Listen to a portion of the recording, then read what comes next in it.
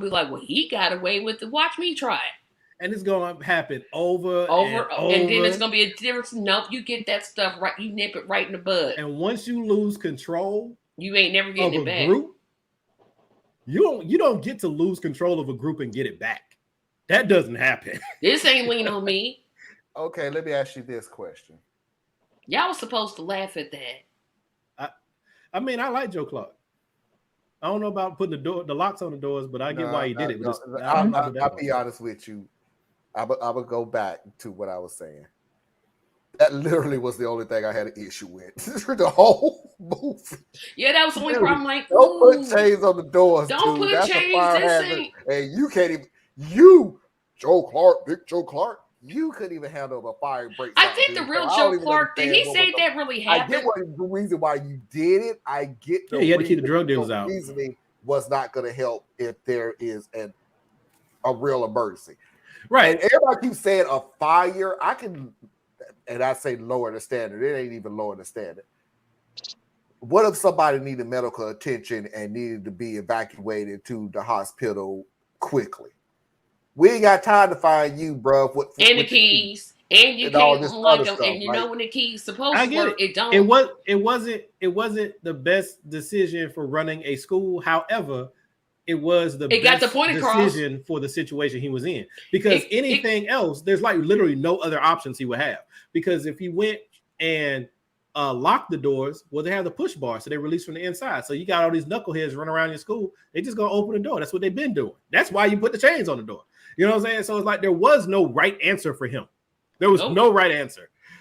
He did what he did. And then like to say that was the only problem. What about when he had old boy up at the top of the thing? Like, well, you gonna jump. He was using reverse psychology. He still had a child on the roof. But did the child jump? If you gonna die, did the child jump? Did the child? No, he didn't. Jump? Fire happened in the school. No. I get what you're saying, but I kind of think that he already knew because you do realize out of all those kids he threw out, if you remember at the beginning of the movie, he threw a whole bunch of freaking kids out of that school, and that was the only kid that showed back up. So I think he already, figured out that hey, this a lot of those things are fictionalized because you would never get away with that in a real school. That's my point. Because the thing is, he saw something. He saw something. A principal tells a child to jump if they really want to jump. Oh no, he gone. He saw something in that young man, and he was willing to invest in that young man. Yeah, he took him on like a father figure, and that's something it's tough love, but that's something I could see me or any other father figure might go somewhere along that route to get you to wake up, boy, wake up, right? But he was still the principal on the roof with a student. So, telling him to jump. But did he jump? That's my question. No, he didn't. Did he jump?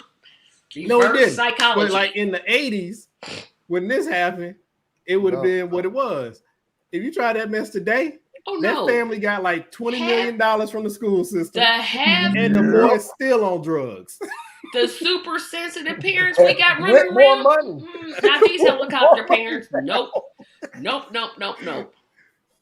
That's just like that movie with Michelle Pfeiffer where she was in that bad school.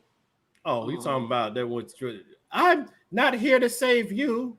I'm here for you to save me. Let's dance.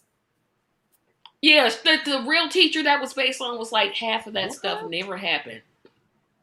What movie was this? What? What was that? Something Higher Learning? I want to say Higher Learning so bad. No, not Higher Learning. I know Higher Learning. That was a god awful movie. Higher Learning was a good movie. Bad acting, but it was a good movie. Terrible movie. It was one of the movies I had no business. I'm glad I saw it late at night in my dorm room because we had like the campus movie channel, and I had never seen it before. And it came on, and I watched it. It was like 2:00 in the morning. Are you talking like the song "Gangster's Paradise"? Yes, Gangster's Paradise. That's where it came from. I thought that was truly Higher Learning. No, I really did. Something Minds. Higher Learning was the Dangerous Minds. Dangerous Minds. That might be it. Okay, I didn't watch it, but okay. The movie wasn't good. I mean, you knew that old boy was gonna die. I saw the way I know it's not Higher Learning because I saw that in the military when we had our first and only leave. because our troop was just that bad. And that's what we went to see how I learned. I went, oh, I really kind of wish I'd kept my money from this one because this is terrible. This is. What was that movie about? Ooh, I never watched it. Movie about Dangerous Higher Minds? Learning. No, I know Higher Learning. Higher Learning was in college. Omar Epps. You stop right there. Stop right there. You said Omar Epps. It can't be good. It can't be good. Come on now. Omar, no. Well, no. I'm not. I'm sorry. Your taste in movies is not the same as most others. No. So if you want to talk about plays, we'll listen to you. Your movie taste is just especially when it comes to like nostalgic black films. I haven't seen most of them. I'm like, I haven't seen like 90% of them. I finally saw Love and Basketball. I was like, why did I watch this terrible movie? I'm gonna tell you one nostalgia movie that even as a young kid, I found out was terribly overrated and should have never been made, but whatever. Superfly. Well, those were black exploitation films. Yeah, those were all terrible. No. I get that. But the whole premise of it, and Anna, this literally was the premise of the movie. All old heads could argue with me, but when you break it down, this was the premise. You're tired of being in the ghetto, so your premise is that you're going to sell enough drugs so you can move out the ghetto. The end. That's the premise of Superfly. And then every other blaxploitation movie copied off of it because it was widely successful. That or pimping. That was the whole premise. It's like, okay, so for my people, your decision was to actually exploit and make the decision of, hey, the only way you're going to get out to have a better life is to sell drugs to your people so they can stay in a lot longer. It's like, Go back and look who was bankrolling those films and who was dictating the scripts and all of those things. And it's very plain as day.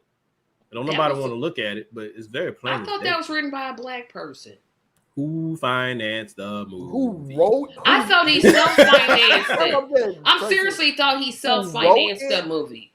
Or was that Dolomite that self-financed it? Not necessarily who wrote it. Who wrote it and who bankrolled it. I really thought he bankrolled it himself because Hollywood was like, this is terrible. And then he did it himself and then it became like a... Perhaps. I don't know why. I thought maybe because you know more about the backside of these things than I do. My thing is, I didn't like any of the black exploitation films. They were all terrible. Whatever they called them. I understand why they existed because we weren't being given opportunity in their films and in their arenas. And then that's the story that they like to promote about us. So that was a way to get pimps and harlots and prostitutes, right? Yeah. So that was how we were able to get. That's how we were able to get onto the screen because they weren't letting us on the screen in any of the other roles. We had to be the help, or we had to be destructive to our people. That was it. Mm-hmm. You know, so I get why it existed. I'm just glad it didn't last too long.